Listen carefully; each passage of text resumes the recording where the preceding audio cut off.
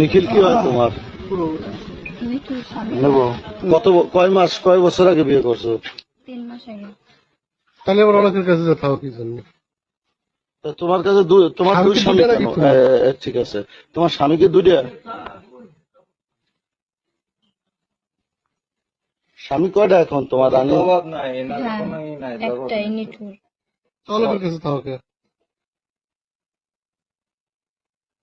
বিয়ে কতদিন আগে? 3 মাস আগে। হ্যাঁ, অনেকের কাছে কতদিন? 4 বছর।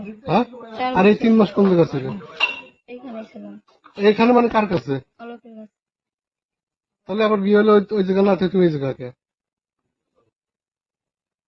আলতু ফালতু কথা বাদ দাও।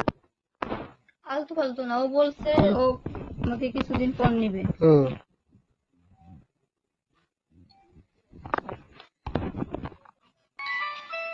এখন আপনি কার ঘর করতে চাচ্ছেন?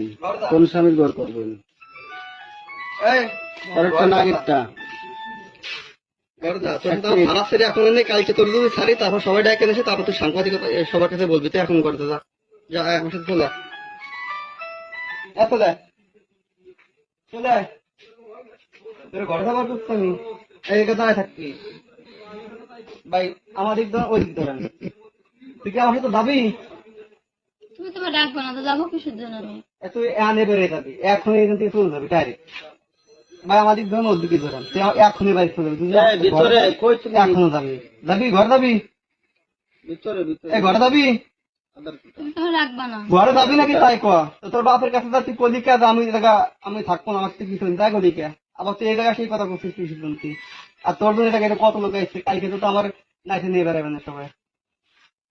সত্যি বাবা, সত্যি কথা। তুই কি ঘরে যাবি আমার সাথে? ঘরে যাবি? এই ঘরে যাবি? কথা বল আমার সাথে, কি ঘরে যাবি? এই নিয়ে যদি কালকে খালি আমি দেই আমার এসে আইসে গেছিলাম, কিন্তু তোর এই মুখ চোখ থাকতে না। তুই আমার সাথে আমি ঘরে যাবি? তাহলে ভালো হবে। যাবি ঘরে যাবি?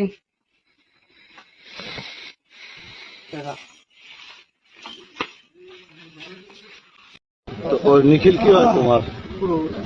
নিঠুর স্বামী।